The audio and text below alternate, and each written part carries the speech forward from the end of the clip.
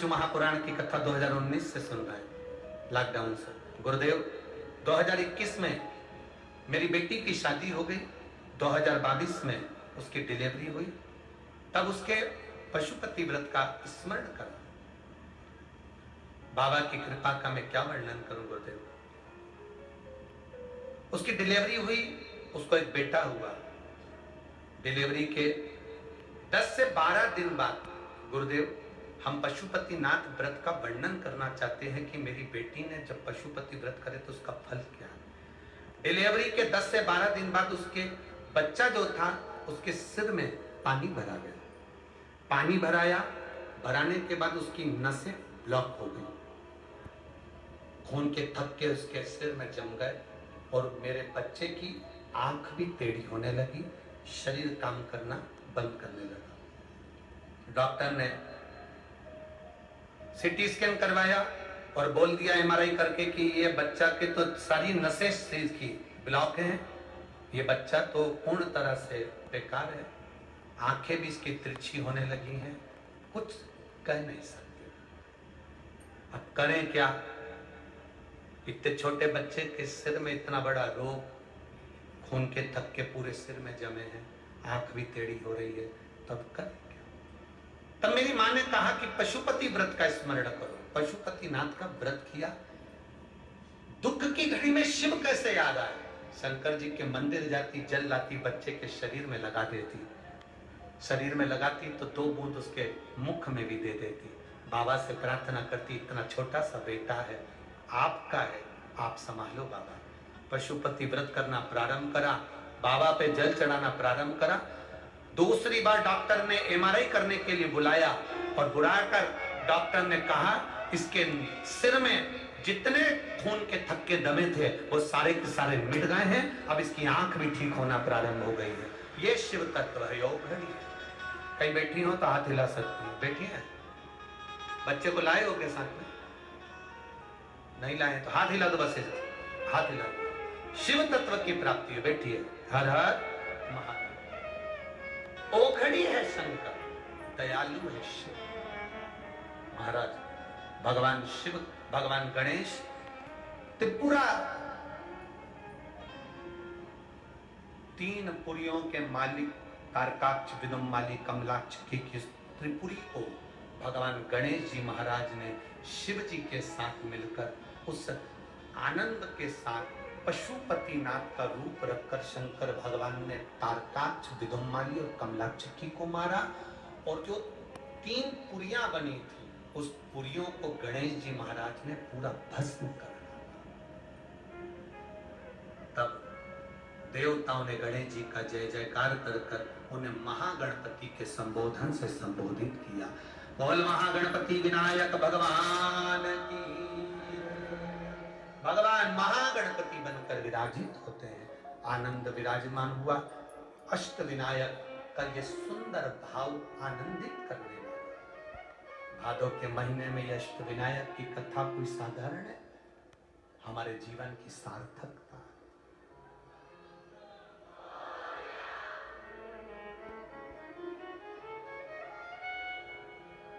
ये आनंद देने वाले। महाराज आगे 12 ज्योतिर्लिंग का चरित्र तुमुरुका जी ने चंचुला देवी को श्रवण कराया। प्रथम सोमनाथ जी का वर्णन करा, चंद्र की काया के रोग से मुक्त करा। मल्लिकार्जुन का वर्णन किया, कार्तिकेय बाबा रुष्ट होकर चले गए थे, उनको शिव पार्वती ने राजी किया। फिर अगला वर्णन आया है श्री महाकाल, दूषण नाम के राक्षस के संहार के लिए भगवान कालाधिपति प्रकट। फिर वर्णन आया ओमकारेश्वर, बिंद नामक पर्वत के तप करने पर भगवान ओमकार के रूप में विराजमान। फिर वर्णन है श्री केदारेश्वर, नर नारायण ने तप कर भगवान शिव को विराजित किया। अगला वर्णन है भीमाशंकर, कुंभकर्ण का बेटा भीम जिसने उपद्रव मचाया, शिव जी ने उसका संहार करा, शिव जी मां भीमाशंकर के रूप में विराजमान हुए। अगला वर्णन है काशी विश्वनाथ, मनु शत्रुपा ने तप कर भगवान शिव को काशी में विराजित करा, गंगा वहां मिलने के लिए आई, काशी विश्वनाथ के रूप में विराजित। अगला वर्णन है त्र्यंबकेश्वर, गौतम बाबा पर गौ हत्या का दोष लगा, गौतम बाबा पर जब गौ हत्या का दोष लगा, उस दोष से ब्रह्मा विष्णु महेश तीनों ने जाकर उन्हें मुक्त करा। भगवान त्र्यंबकेश्वर के रूप में विराजित। महाराज अगला वर्णन है श्री वेद्यनाथ। रावण भगवान शंकर के शिवलिंग को लेकर चला, संध्या करने के भाव से भूमि पर रखा वो शिवलिंग उठा नहीं तो वेद्यनाथ जी के रूप में विराजमान। फिर वर्णन आता है श्री नागेश्वर, दारुक नाम के राक्षस का संहार भगवान शिव करते हैं, नागेश्वर के रूप में विराजमान होते हैं। अगला वर्णन है फिर रामेश्वर। भगवान राम जी ने शंकर भगवान की पूजन कर, स्थापना कर लंका पर विजय प्राप्त करी। भगवान कृष्ण ने नागेश्वर की पूजन कर कर द्वारका में आनंद पाया। भगवान राम जी ने रामेश्वर की स्थापना कर कर अयोध्या में आनंद पाया। शिव पुराण की कथा कहती है, शंकर भगवान की पूजन चाहे कृष्ण हो, चाहे राम हो, चाहे दत्त हो, चाहे नारायण हो, चाहे लक्ष्मी हो, चाहे ब्रह्मा हो, चाहे इंद्र हो, चाहे पांडव हो, चाहे कौरव हो, ऐसा संसार में कोई नहीं जन्मा जिसने शिव की आराधना नहीं करी। सबने शंकर की आराधना। फिर वर्णन आया है श्री कृष्णेश्वर। सुधर्म नाम के ब्राह्मण की 2 धर्म पत्नी थी, भूष्मा और सुदेहा। सुदेहा के यहाँ संतान नहीं थी तो भूष्मा ने अपना बेटा दे दिया।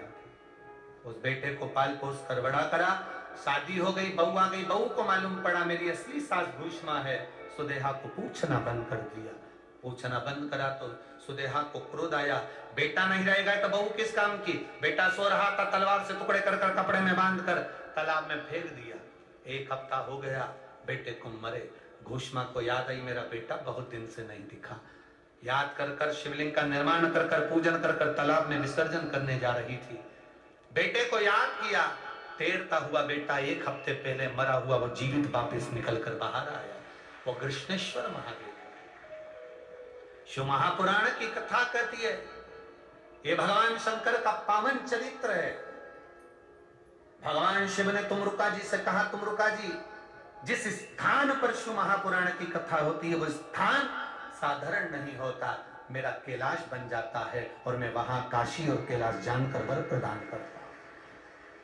अपने मस्तक की बेलपत्र उतार कर पोथी पर समर्पित भगवान देवादिदेव महादेव करते हैं। ये शिव तत्व साधारण नहीं, इसको जानना बड़ा कठिन है। ये तो भाग्य है पूर्णा नगर के, पुणे के, जिसमें ये पवित्र भादों के महीने में कथा मिली है। 7 दिन अब बीच में ये कथा आज विराम हो जाएगी। 7 दिन बीच में आपको ना तो टीवी पर ना फेसबुक यूट्यूब पर कथा मिलेगी, सीधे मिलेगी तो 16 श्राद्ध के 1 तारीख से 5 तारीख तक कोटा राजस्थान से 2 बजे से 5 बजे तक देव पितर शिव पुराण 2 से 5 में उसको सुनना कि हमारे घर के पितर किस पितर की गणना में आते हैं। पितरों का हम सपना देखते हैं तो क्या होता है। पितरों को स्वप्न में देखना या दरवाजे पर स्वप्न में गाय को देखना या दूध उफनता हुआ देखना, उसका सुख क्या है। हमारे पितर किस स्थान पर होंगे। किसी के मरने के बाद थोड़ी सी राख को लाकर चलनी से छान कर जमीन पर बिछाया जाता है और रात्रि भर देखा जाता है सवेरे कि उसमें बना क्या है। क्यों ऐसा नियम है? वो पितर क्या करते हैं उस जगह पर? देव पितर का मतलब क्या हो? क्यों एक सफेद फूल, एक चावल का दाना श्राद्ध पक्ष में शंकर भगवान को समर्पित कर कर जल चढ़ा देने पर घर में जिंदगी में पितृदोष नहीं होता? उसका कारण क्या है? किसने मांगा था भगवान शंकर से? 1 अक्षत, 1 पुष्प, 1 लोटा जल, ये किसने मांगा? ऐसे देव पितर 5 दिन की कथा सुनकर अपने अपने पितरों का कल्याण करना, अपने अपने पूर्वजों का उद्धार करना। जो कोटा राजस्थान के आसपास के हैं वो तो वहां कोटा के दशहरा मैदान में आकर आप कथा 2 बजे से 5 बजे तक सुन सकते हैं।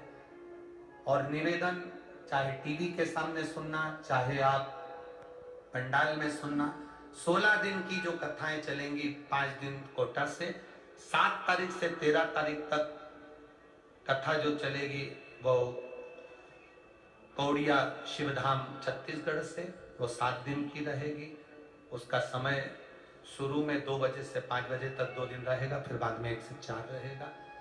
इसको कथा को जब सुनो तो थोड़ा सा चावल का दाना हाथ में रखकर सुनना, और बाद में उसको छत पे डाल देना। चिड़िया पक्षी पशु को जिसको भी बन सके, अपने पूर्वजों का कोई फोटो हो तो उसको करीब में रखकर भी सुन सकते हैं। 16 दिन में जो कथा चलेगी पितरों की, उसको पहली कथा जो रहेगी 1 से 5 तक वो देव पितर रहेगी। दूसरी जो कथा रहेगी 7 से 13 तक छत्तीसगढ़ की पावन धरा पर जो शिव भक्त वहां सुनेंगे वो गो शिव भक्त, गो पितर शिव महापुराण की कथा हो, उसका भी स्मरण बड़ा